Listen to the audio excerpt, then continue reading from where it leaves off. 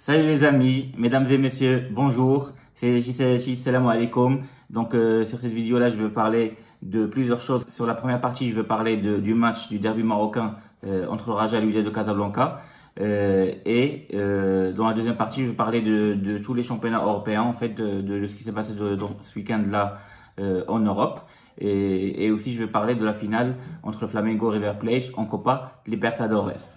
Donc commençons par le match qui s'est passé hier en Coupe Mohamed VI, ou plutôt la Coupe arabe des clubs champions, qui s'est passé hier entre le Raja et le Wydad de Casablanca. Donc c'était un derby marocain qui a été vraiment très réussi. Sharaf al-Kora al-Maghrebia, ça veut dire il a donné une vision globale du foot au Maroc.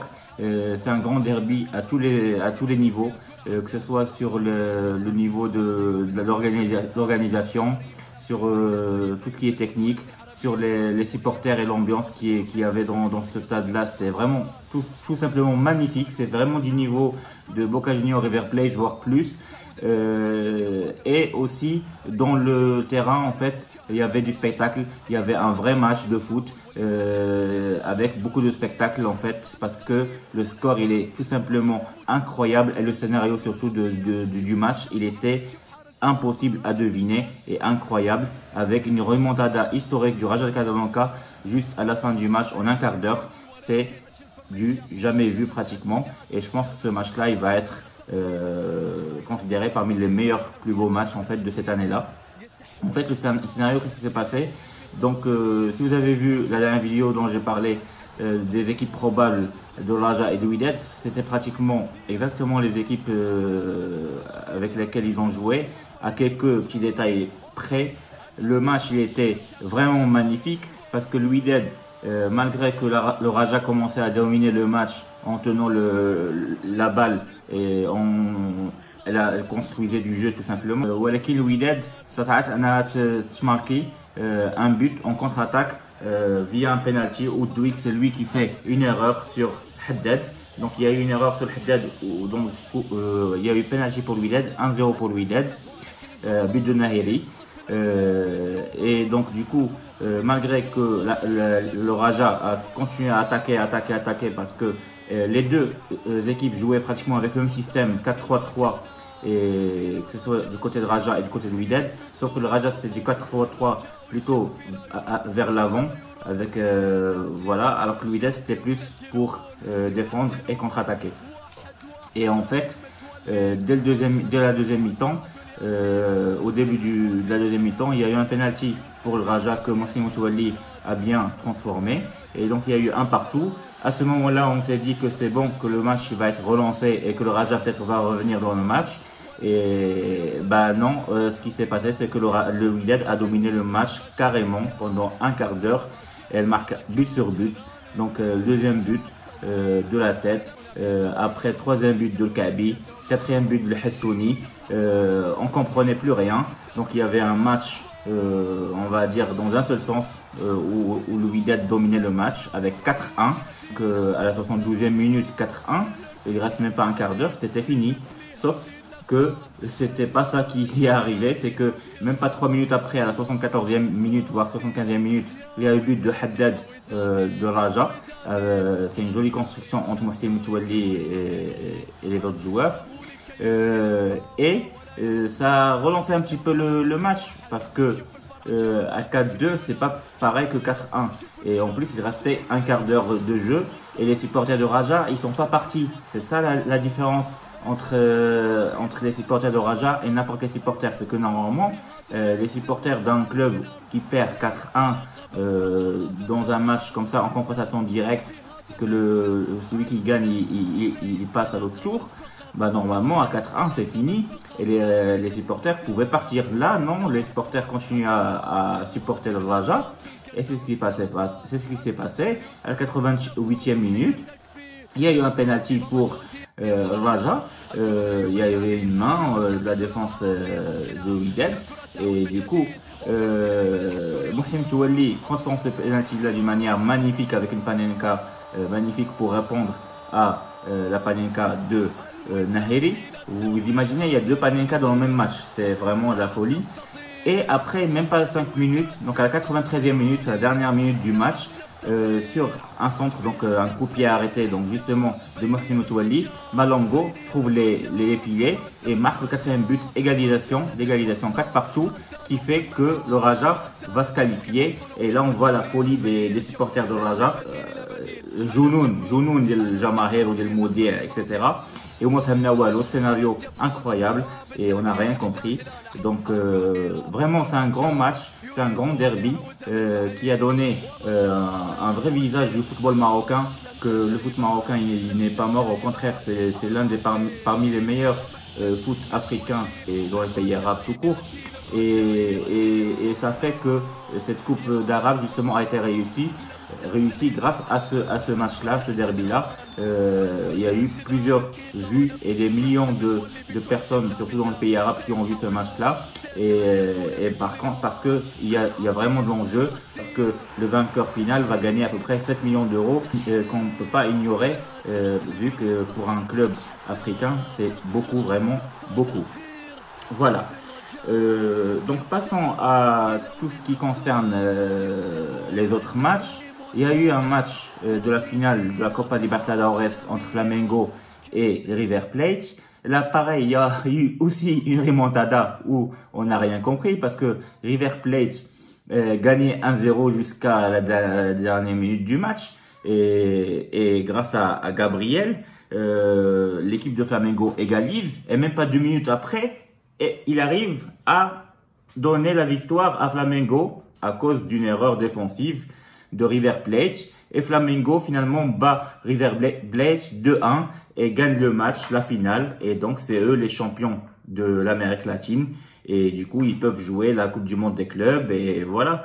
Donc c'était un scénario incroyable parce que River Plate vraiment, elle tenait la balle, elle faisait tourner la balle, elle a fait elle a eu beaucoup de situations dangereuses, ils ont créé du jeu, etc. Et c'était plutôt eux qui dominaient le match plus que Flamengo.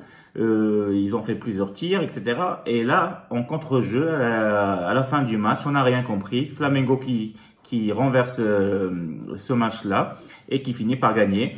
Donc, félicitations aux Brésiliens et hard luck à River Plate. Voilà. Donc, ce qui concerne les championnats européens, donc par exemple, ce week-end européen en Espagne, il y a eu un match hier entre Leganés et Barcelone, qui jouait à Leganés, qui est la lanterne rouge de la Liga. Et le match a fini par 2-1 du Barça. Encore une fois, une petite remontada, parce que c'est Leganés qui a marqué à la 12e minute, grâce au Marocain En-Nesyri, un très très joli but du pied gauche. Voilà. Et finalement, c'est le Barça en deuxième mi-temps qui arrive à marquer grâce à Suarez, dont la passe décisive était de Messi qui centre sur un coup franc et Suarez met une belle tête à la 53e minute. Et à la 79e minute, Vidal qui finit par marquer un but. On croyait qu'il y avait un hors-jeu, mais finalement il n'y a pas d'hors-jeu parce que c'est l'adversaire qui a touché la balle à la fin. Et le Barça qui gagne 2-1 et qui était devenu première de la Liga. Sauf que le soir, il y avait un Real Madrid-Real Sociedad à Madrid, à Bernabéu, où Madrid devait gagner si elle veut être aussi première de la Liga, ex aequo avec Barça. Et c'est ce qui s'est passé, c'est que Madrid a gagné 3-1, malgré qu'elle a pris un but à la 2e minute, au tout début du match, par William José de Real Sociedad. Madrid a continué à pousser, jusqu'à il y a eu le but d'égalisation de Benzema à la 37e minute, un joli but construit avec une passe décisive de Modric.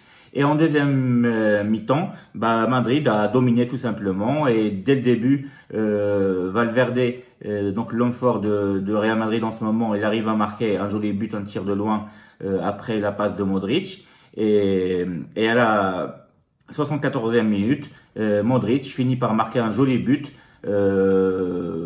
sur une remise de tête de Benzema. Donc le score final est 3-1 pour Real Madrid. Passons au championnat italien. Donc il y a eu un match, très joli match entre l'Atalanta de Bergame contre la Juventus. Cette fois-ci, il n'y avait pas Cristiano Ronaldo qui jouait à la Juventus, Par contre, il y avait Higuaín, Dybala, Pjanic, il y avait plein de bons joueurs, et même Douglas Costa qui est rentré après, etc. Et le score final était 3-1 pour la Juventus. Franchement, c'était une remontada aussi, et on n'a rien compris dans ce match-là, parce que l'Atalanta, c'est elle qui a ouvert la marque au début de la deuxième mi-temps, à 56e minute, sachant qu'elle avait raté un penalty au début du match. Et à la fin du match, en fait, en un quart d'heure, la Juve renverse l'Atalanta et c'est Higuaín qui met un doublé à la 74e et 82e minute.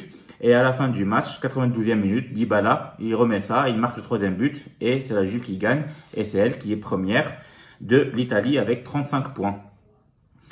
Alors que l'autre match qui jouait entre Torino et l'Inter Milan le soir, l'Inter Milan a donné une leçon de football à Torino, à Turin, 3-0, avec des buts de Martinez, de Vric et de Lukaku. Et donc c'était un match pratiquement facile pour l'Inter Milan, qui a 34 points et qui essaie de coller à la Juventus de Turin. Il y avait un autre match plaisant entre Milan AC et Napoli qui a fini par un match nul de 1 partout, avec un but de Lozano de Napoli et Bonaventura pour le Milan AC. Ce qui concerne l'Angleterre, il y a eu des jolis matchs aussi, surtout le match entre Manchester City et Chelsea. Donc Manchester City qui arrive à gagner 2-1, sachant que c'est Chelsea qui a marqué en première mi-temps un but de N'Golo Kanté, le français, à la 21e minute. Et là pareil, parce que c'était la journée des remontadas hier, c'est City qui arrive à remonter ce but-là. Et en fait, c'est De Bruyne qui égalise à la 29e minute. Et Riyad Mahrez, l'Algérien, qui donne la victoire à Manchester City à la 37e minute et qui finit par gagner 2-1. Il y avait un autre match entre Crystal Palace et Liverpool et c'est Liverpool qui gagne ce match-là 2-1 avec un but de Sadio Mané à la 49e minute en deuxième mi-temps. Wilfried Zaha de Crystal Palace arrive à égaliser à 82e minute, sauf que ça suffit pas parce que Firmino remet ça à la fin du match à 89e minute et qui marque le deuxième but pour Liverpool, qui fait que Liverpool elle est largement devant tous les concurrents en championnat d'Angleterre. Et juste faire un petit tour en Allemagne, il y a eu 2-1 de chaque 0-4 contre Brême avec un joli but de Harit, le Marocain. Et le Bayern a battu Düsseldorf chez eux à l'extérieur 4-0. Oui, je dis 4-0, grâce aux deux buts de Français Pavard et Tolisso, et aussi un but de Gnabry et Coutinho, qui sont très en forme avec le Bayern de Munich. Voilà, c'est tout ce que j'avais à vous dire aujourd'hui. J'ai fait un tour d'Europe et j'ai parlé du grand derby entre Raja et Wydad, sans oublier la finale de la Copa Libertadores entre Flamengo et River Plate. Je vous dis à très bientôt. N'hésitez pas à liker, à aussi de s'abonner en cliquant sur ma photo en haut à droite. Et je vous dis au revoir.